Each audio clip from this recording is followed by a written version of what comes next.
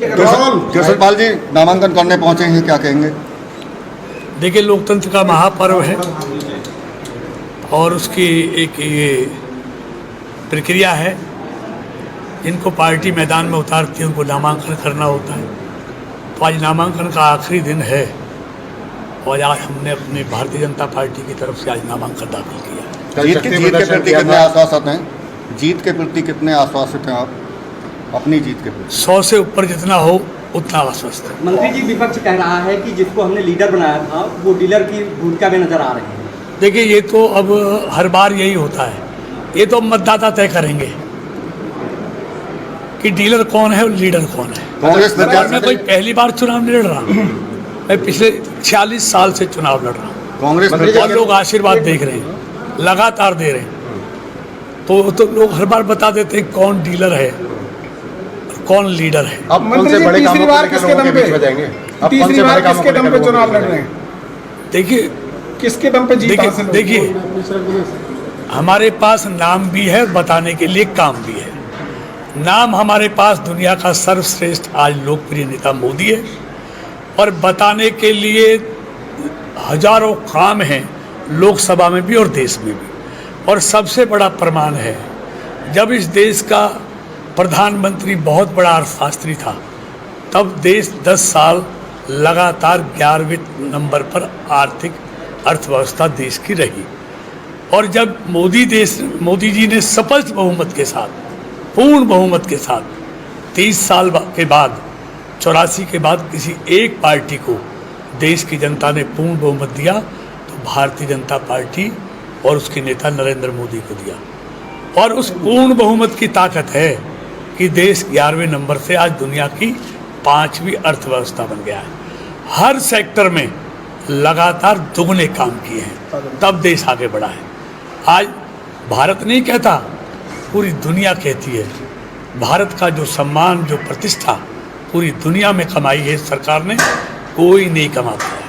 अगर जनता विश्वास जताती है तो अगले 5 बड़े काम कौन से ऐसे जो करना चाहेंगे फरीदाबाद लोकसभा के लिए? देखिए, हमारी तो पार्टी का संकल्प पत्र आ गया है और मोदी की गारंटी आ गई है। और सबसे बड़ा काम होने वाला है यूनिफॉर्म सिविल कोड, जो हमारे वैचारिक संकल्प हैं। इसलिए आज भारतीय जनता पार्टी और मोदी से ही भरोसा है लोगों का कि उन्होंने जो अपने वैचारिक संकल्प थे उनको एक एक करके पूरा कर रहा है। चाहे राम मंदिर का मामला हो, चाहे नागरिकता देने की बात हो, चाहे अयोध्या में राम मंदिर बनाने की बात हो। और अब इस बार तीसरी पारी में भारत तीसरी अर्थव्यवस्था भी बनेगा दुनिया की। और यूनिफॉर्म सिविल कोड, समान नागरिक संहिता, एक देश एक कानून, वो भी आएगा। और इसका पूरा भरोसा देश की जनता कांग्रेस मदर यूनिट कब आएगी फरीदाबाद? देखिए, मदर यूनिट फरीदाबाद में संभव नहीं है। मैंने पहले कितनी बार बता दिया है। फरीदाबाद में ज़मीनें इतनी कीमतें हो गई हैं और मदर यूनिट के लिए 1500 हेक्टेयर ज़मीन चाहिए। वो किसानों से लेना और बगैर सस्ते दामों पर मदर यूनिट वाइबल नहीं होती।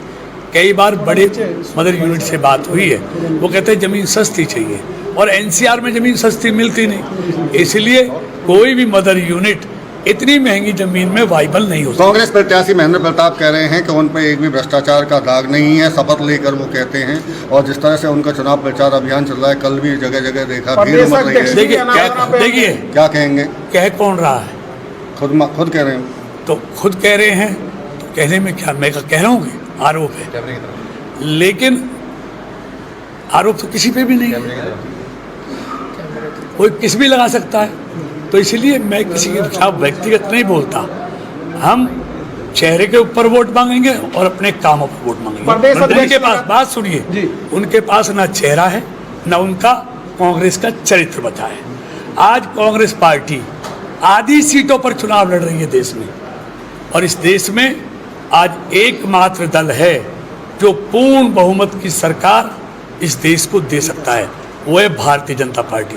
और एक भी दल ऐसा नहीं है जो पूर्ण बहुमत के आसपास भी हो। सिर्फ नंबर घटेगा या बढ़ेगा इस चक्कर में लगे हुए हैं।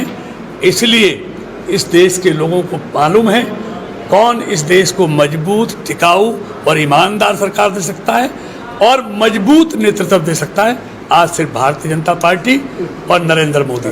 दूसरा मैं ये कहना चाहता हूँ, अगर उनमें हिम्मत है तो देश के नाम सामने चेहरा लेकर आए।